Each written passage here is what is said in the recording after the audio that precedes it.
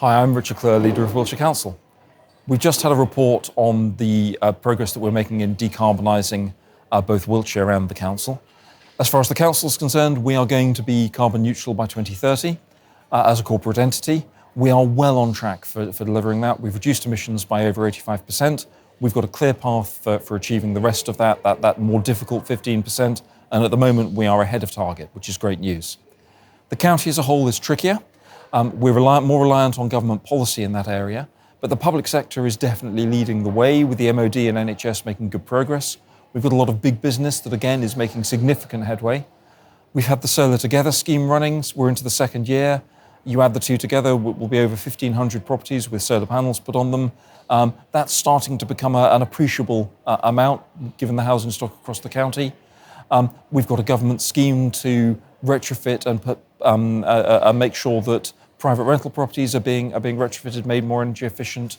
A couple of hundred properties will go through that this year. So we are making good progress on that front too.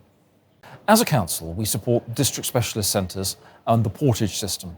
And that's designed to make sure that we provide early intervention for children who've been diagnosed with special educational needs, to try and keep them in the mainstream school system, to try and provide them with support to keep their lives as normal as possible, and to help them catch up with any educational gaps that they may have encountered.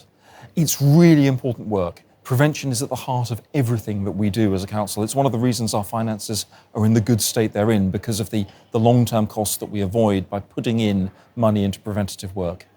We're going out to recommission this service.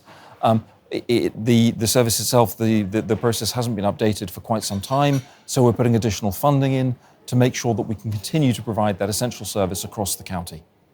Finding that you've suddenly become a carer is something that I doubt many of us anticipate will ever happen to us, and it's got to be a really difficult thing if it happens to you. Carers are providing support to loved ones, and they're doing so in a way that means that as a council we don't need to be providing that support. It's very much the ideal way that people should be getting assistance if suddenly they have some form of medical issue or something that means they need some form of caring and assistance. But it is absolutely vital that we provide support to carers. And that's in two fields. Firstly, in providing them with the advice and the support networks that they need to be able to provide care.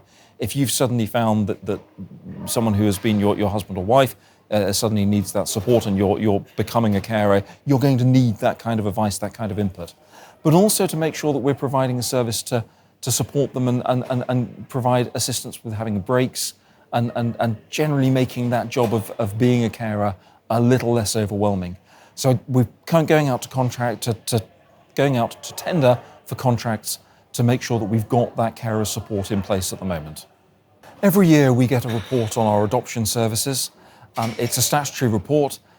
It's a little bit formulaic, if I'm honest, but the really important evidence behind it is to understand how adoptions are going in Wiltshire. The numbers tend to vary, particularly when it comes to cases of adoption. If you have one family with a number of children in it who are put up for adoption, that can be quite a challenging situation to deal with. And also the overall position with regard to adoption is changing all the time, with more use of special guardianships and other arrangements. But we just had the report, and I take confidence from it that adoption services are running well in Wiltshire. I've been holding Ask the Leader sessions for many months now across the county, the aim being to give you an opportunity to come along and ask any questions that you want to pose to me as leader of the council, whether it be about planning or highways or social care or any of the services that we provide. The next session will be in Cllr on the 26th of October at the library, starting at 6 o'clock. So if you're in the Cllr area and want to come along and ask a question, I look forward to seeing you there.